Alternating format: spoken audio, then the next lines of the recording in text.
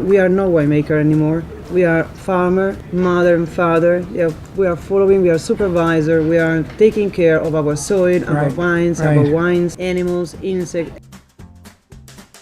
So you've been here for 4 days, all over the place. They're keeping you busy, aren't they? Visiting accounts. They had a great dinner here last night, right? Yeah, great dinner. Yeah. Nice people, nice dinner. Happy people. Specials. Yeah, happy people. Yeah. Well, they should be happy. They're drinking your wine. The wine's really good. That was very good. Very good. So, and I knew Wednesday at the Amarone tasting was not the place to have a conversation. So I'm happy we can sit here today and talk. It was a very great event too. Yeah, it was a great event. Organized and very important for us. Yeah. You know what? And one of the things I think that impressed me about it was that your wine showed really well against those other Amarones. And very different styles and all. Yeah, that's important. And we're going to talk about that in a moment, but I'm going to lead into a little introduction here. Hi again, everybody. It's Hank Zona of the Grapes Unwrapped. I'm with Maddalena of Musella Winery. Maddalena, thanks. Thanks for making some time out of your crazy schedule. So I know you got to run off to somewhere else. The winery, you're in the Veneto in Valpolicella. Yes. And the winery has been in your family now for how many years? 25. 25 years. And you're really focused on Valpolicella and Ripasso and Amarone, among other wines too, correct? Exactly. We some want Bianco. to underline the traditional wines. And we, my real great goal is the biodynamic. So combined with the tradition, we hope to have the most sincere wine possibly have it, and we can have from that soil in that condition. So for me, it's very important. It's a commitment. Obviously, it was a big commitment to change the winery over, but it's not really. It's more of a commitment. It's a lifestyle. You've really sort of the biodynamics is a lifestyle now for you, whereas you are trying to get the most out of the land, out of the terroir, but you're part of that whole commitment too. You're part of that whole biodynamic thing. The wine making fits into that, right? Yeah. When did you decide to go biodynamic, and how long did it take to do that? How long was that changeover?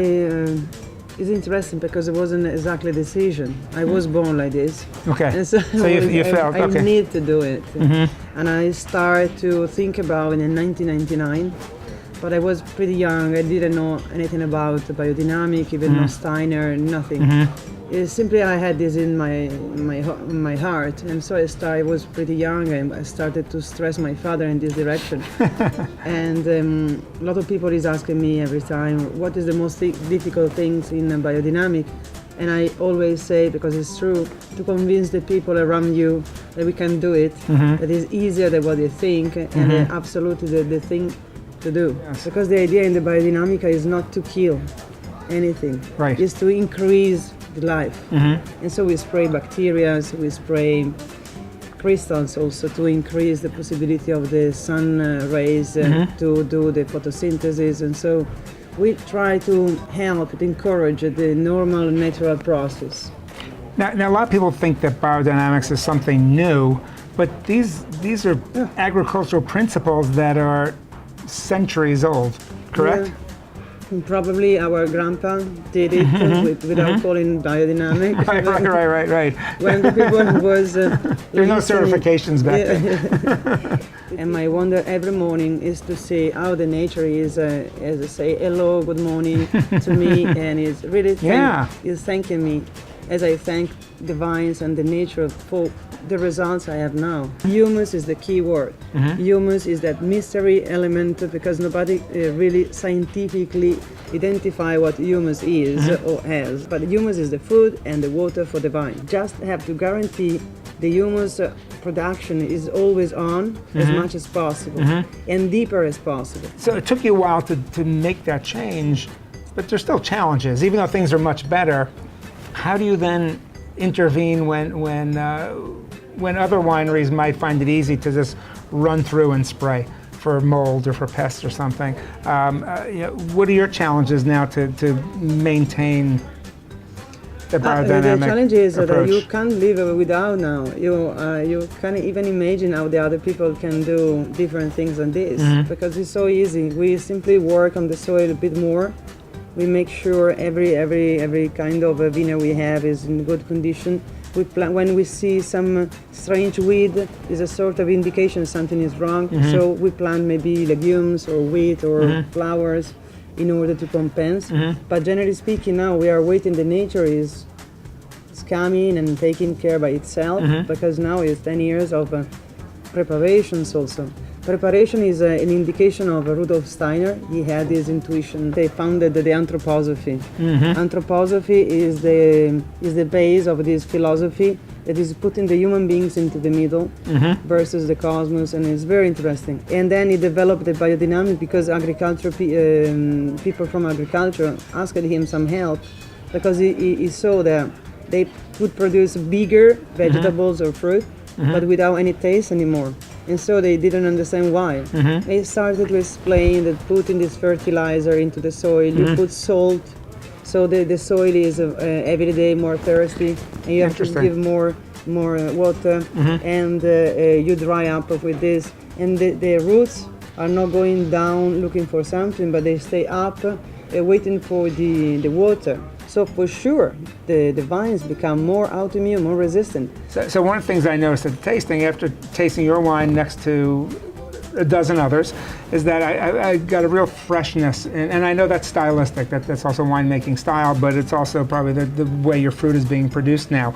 Tell me about that, and as we get to actually taste one of your wines, right? So stylistically, what are you trying to do different? Thank you for the question, because it's exactly this. I don't do anything anymore. We really leave the wine free, or to develop as it wants to develop, because we did already a lot in the vineyards. And so, as I told you before, we are not winemaker anymore. We are the supervisor of the development is happening. And so we are very proud and sometimes surprised to see how the wine is better behaved now, and is no problem in any process. Fermentation is going better than before. Aging is always less problematic. The wine is naturally very clean. My wine is really alive, and so especially in the last vintages. Apart, it was a very good vintage. But the wine is looking like it's jumping in the glass to get out. Well, it's a beautiful color. There's a brightness to it, and not just the color, but in the nose, and there's a brightness in the flavor too. So before I get to taste this, because I did not taste this the other day, what do we have here? This is your... This is the Ripasso. This is one of our... but we love every single wine, because for us it's like they are our kids. So, and this Ripasso has a particular characteristic to be a very gentle, very drinkable. We never want to overcharge the wine. As I told you, we try to do as less as possible. And so the wine is simply... Ripasso is a method, the name of a method. It's a Valpolicella in which we put, like an infusion, the Amarone skins for a while. It really is a beautiful color, and you can see through it, which is really nice. And it's the got idea, real you brilliance can finish to the bottle and open another one. So. That's a great idea. That's a great idea. Salud. Salud.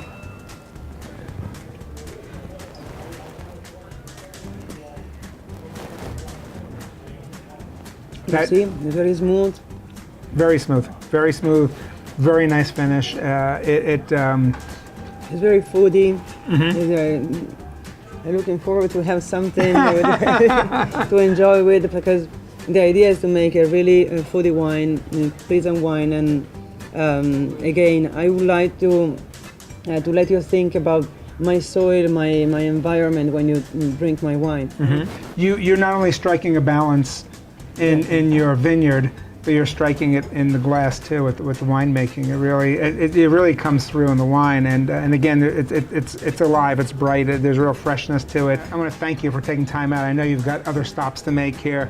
I want to thank the folks here at Fiorino Restaurant and Summit who have been great hosts and allow us to kind of spend some time here and talk about what you're doing.